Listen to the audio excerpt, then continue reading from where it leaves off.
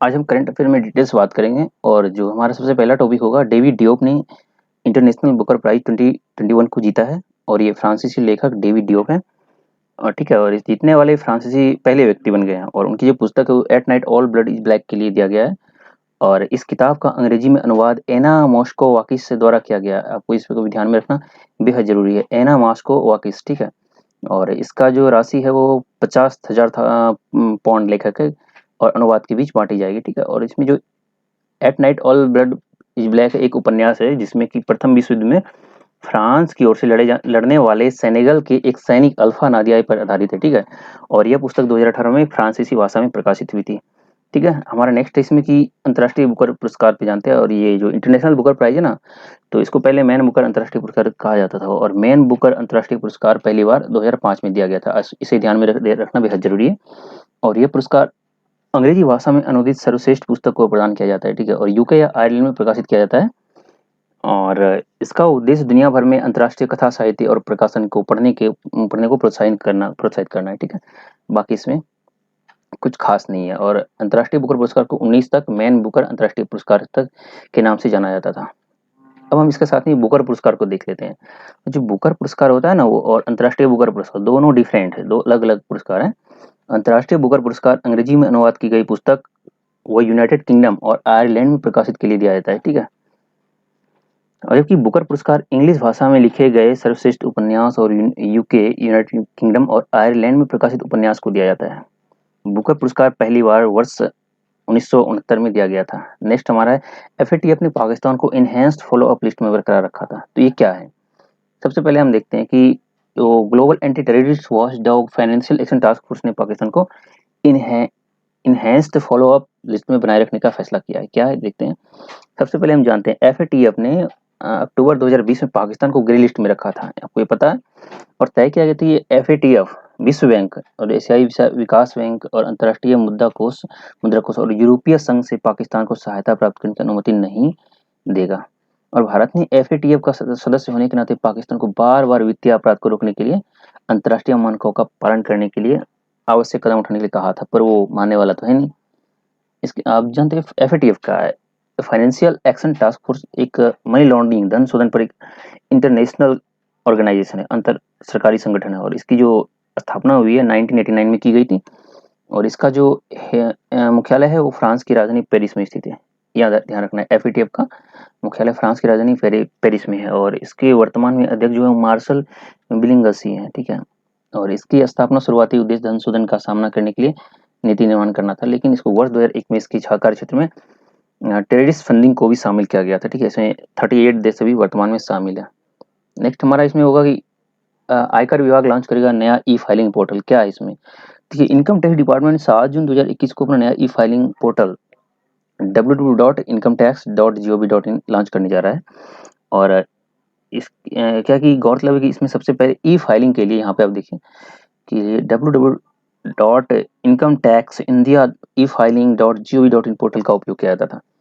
अब से इस नए ई फाइलिंग के पोर्टल के माध्यम से लोग अपना आयकर फाइल कर सकें। इसमें जो मेन पॉइंट है इसे देख लेते हैं। और ई फाइलिंग का जो पोर्टल का जो पर्पस है वो है करदाताओं को सुविधा और आधुनिक रूप से अनुभव प्रदान करना, बस यही है।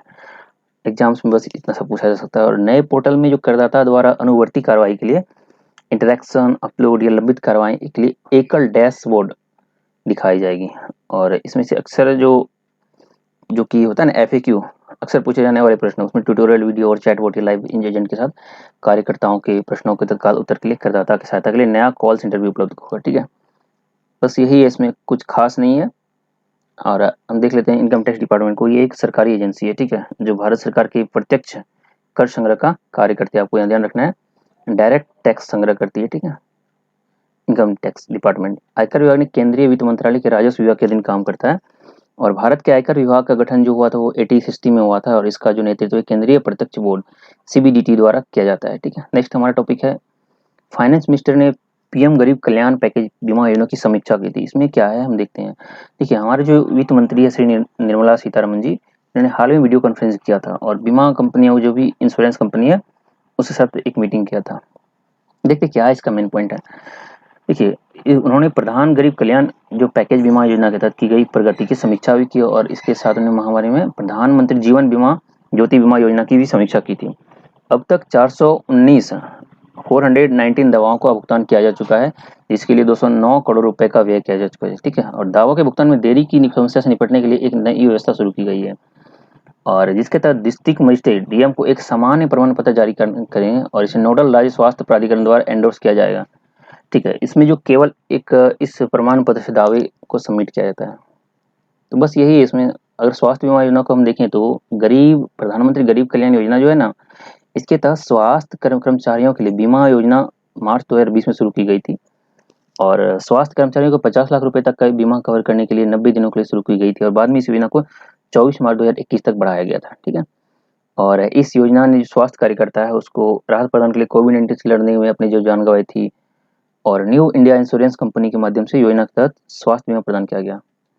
ब्राजील ने भारत बायोटेक की वैक्सीन कोवैक्सीन को आयात करने के लिए मंजूरी दे दी। ठीक है, ब्राजील ये लैटिन अमेरिका का एक देश है, और ब्राजील ने हाल ही में जो इंडियन वैक्सीन है ना कोवैक्सीन को आयात को मंजूरी दी थी। इसका देखिए कोवैक्सीन का निर्माण जो होता है वो हैदराबाद बेस्ड एक भारतीय कंपनी बायोटेक द्वारा किया था, और ये इसके लिए ब्राजील की जो स्वास्थ्य एजेंसी उसने मंजूरी दे दी है। इसका मेन पॉइंट देख लेते हैं कि भारत से जो आयात की जाने वाली टीका होता है ना, उसका उपयोग विशिष्ट परिस्थितियों में किया जाएगा वहाँ पे ब्राजील में। ब्राजील ने भारत को कोवैक्सीन की 4 मिलियन खुराक आयात करने का फैसला किया है भारत से, और इसके अलावा ब्राजील ने रूसी वैक्सीन जो स्पुतनिक वी के आयात को भी मंजूरी दिया है। कोवैक्सीन को देखते हैं हम क्या है, तो कोवैक्सीन एक भारत बायोटेक द्वारा निर्मित एक सरकारी समर्थित टीका है। ठीक है, और इसकी प्रभाविता दर जो 81% है, इसको ध्यान में रखना है। कोवैक्सीन वैक्सीन के चरण 3 परीक्षणों में लगभग 27,000 से अधिक प्रतिभागियों ने भाग लिया था, और कोवैक्सीन को दो खुराक में दिया जाता है, और दोनों खुराक के बीच में कुछ 4 सप्ताह का अंतराल होता है। ठीक है, और ये जो कोवैक्सीन को बनाया गया है वो डेड कोविड-19 के वायरस से तैयार किया गया था। अब हम लोग देखते हैं भारत बायोटेक, और भारत बायोटेक जो कंपनी है इसका मुख्यालय हैदराबाद में। ठीक है, और इसकी स्थापना 1996 में हुआ था, कृष्णा एला द्वारा की गई थी। ये बहुत काफी इंपॉर्टेंट है, जैसे कि आपको पूछा जाए तो भारत बायोटेक की स्थापना किसने किया था, तो वो क्या था, कृष्णा एला ने किया था। देखिए इस कंपनी में 700 से अधिक भी कर्मचारी काम करते हैं, ऐसे ये इंपॉर्टेंट पॉइंट नहीं है।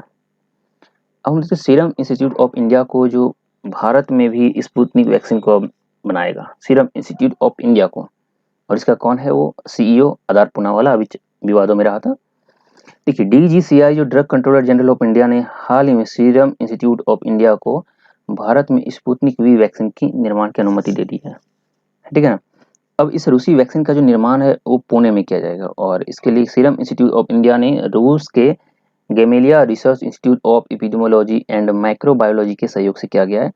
वर्तमान में भारत में स्पुतनिक वी का निर्माण डॉक्टर रेड्डी लेबोरेटरी द्वारा किया जा रहा है। ठीक है, अब हम देखते हैं स्पुतनिक वी क्या है। इसमें मास्को में गैलेमिया ये तो हमने देख लिया अभी ऊपर में, ये 2 खुराक वाला टीका है। ठीक है, और इसमें रूस में स्पुतनिक वी के एकल खुराक टीके का उत्पादन किया गया। इसे स्पुतनिक लाइट सिंगल डोज कहा जाता है। भारत में केवल डबल खुराक स्पुतनिक वी का इस्तेमाल कर रहा है, जबकि कोविशील्ड एक कमजोर सामान्य एडेनो वायरस से बनाया गया है। किससे, कोविशील्ड एडेनो वायरस से बनाई, जो कि चिंपैंजी को प्रभावित करती है, और स्पुतनिक वी को विभिन्न मानव एडेनो वायरस का उपयोग करके बनाया गया है, और इस वैक्सीन की प्रभावकारिता जो है वो 90% 91% है कोविशील्ड का। ठीक है, और स्पुतनिक वी की जो पहली खुराक हैदराबाद में दी गई है, और सीरम इंस्टीट्यूट ऑफ इंडिया जो है इसे तो मैंने अभी पहले बताया, इसका सीईओ जो है आदार पूनावाला है वर्तमान में, और इसे भारत बायोटेक्नोलॉजी और बायो फार्मास्यूटिकल कंपनी है। ठीक है, और ये दुनिया का सबसे बड़ा वैक्सीन निर्माता कंपनी है, और ये पुणे बेस्ड में मराठा, इसकी स्थापना 1966 में साइरस पूनावाला ने किया था। ठीक है, साइरस पूनावाला ने किया था, और वर्तमान में सीईओ जो है आदार पूनावाला है। अमेरिकी एयरलाइन यूनाइटेड सुपरसोनिक यात्री उड़ान करेगी। क्या है, अमेरिका की जो प्रमुख एयरलाइन यूनाइटेड है ना, इसने वर्ष 2029 में नए 15 सुपरसोनिक एयरलाइन खरीदने के लिए घोषणा किया है। ठीक है, और इसके बाद यूनाइटेड सुपरसोनिक गति से यात्रा करेगी। और हम बता दें आपको सुपरसोनिक उड़ान क्या होती है। सुपरसोनिक उड़ान तब होती है जब कोई विमान ध्वनि की गति से तेज गति से यात्रा करता है, सुपरसोनिक। ठीक है, एक सामान्य यात्री जो जेट होता है वो लगभग 900 किलोमीटर प्रति घंटा की रफ्तार से क्रूज कर सकता है।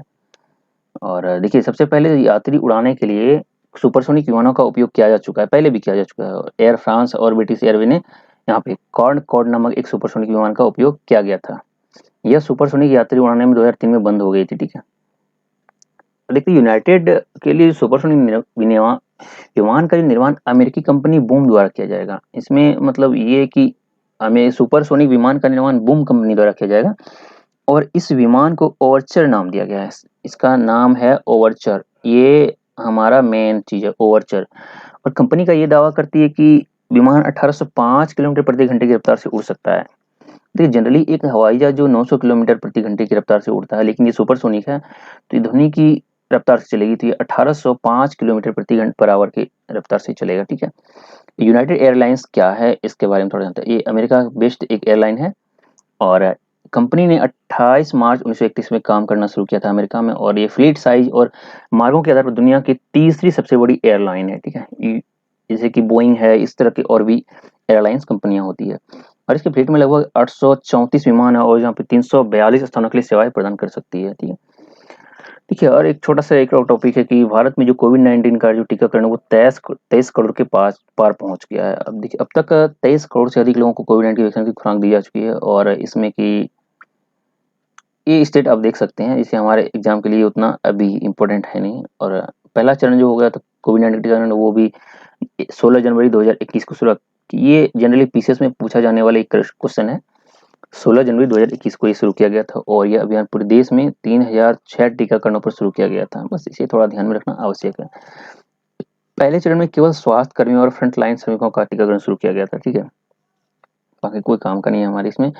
दूसरे चरण में कि टीके के 60 वर्ष से अधिक आयु के लोगों को टीका लगाया जा रहा है। फिर दिशा निर्देश के अनुसार 45 से अधिक लोगों को और रोगों से पीड़ित लोगों को का भी टीकाकरण किया जा रहा है।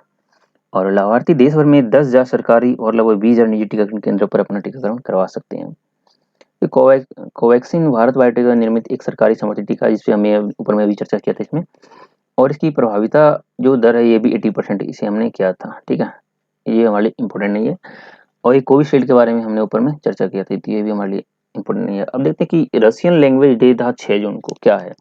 यूनाइटेड नेशन 6 जून को रूसी भाषा दिवस रशियन लैंग्वेज डे मनाता है और यह यूनेस्को द्वारा 2010 में स्थापित किया। सबसे पहले ये इम्पोर्टेंट है कि यूनाइटेड नेशन 6 जून को रूसी भाषा दिवस मनाता है। ठीक है। 6 जून क्यों? क्योंकि अलेक्जेंडर जो पुश्किन थे कि जन्म दिवस पर रूसी भाषा दिवस मनाया जाता है और वह एक रूसी कवि थे। ठीक है। उन्हें आधुनिक रूसी साहित्य का जनक भी माना जाता है। अलेक्जेंडर पुश्किन जो थे उन्होंने अपनी पहली कविता तब प्रकाशित की थी जब वे 15 वर्ष के थे और उनके जन्म मॉस्को में हुआ था, रूस के मॉस्को में। और पुश्किन की सबसे जो प्रसिद्ध कविता थी ऑड टू लिबर्टी पुश्किन की। ठीक है। जिसके कारण उसका निर्वासन हुआ था। अब यूनाइटेड नेशन लैंग्वेज क्या है? यूनाइटेड राष्ट्र संयुक्त राष्ट्र भाषा दिवस संस्कृति विविधता और बहुभाषावाद जिसने मनाने के लिए फरवरी 2010 में शुरू किया गया था। और संयुक्त राष्ट्र भाषा दिवस संगठन के 6 आधिकारिक भाषाओं को बढ़ावा देते हैं। कौन कौन से हैं? वो है इंग्लिश है, अरबी है, चाइनी है, चीनी भाषा है, स्पेनिश है, रूसी और फ्रेंच है। ठीक है। और जो कि उसका जो मनाने का आधार वो तिथि होता है, जैसे अरबी को दिसंबर में मनाया जाता है 18 दिसंबर को, अंग्रेजी अप्रैल में,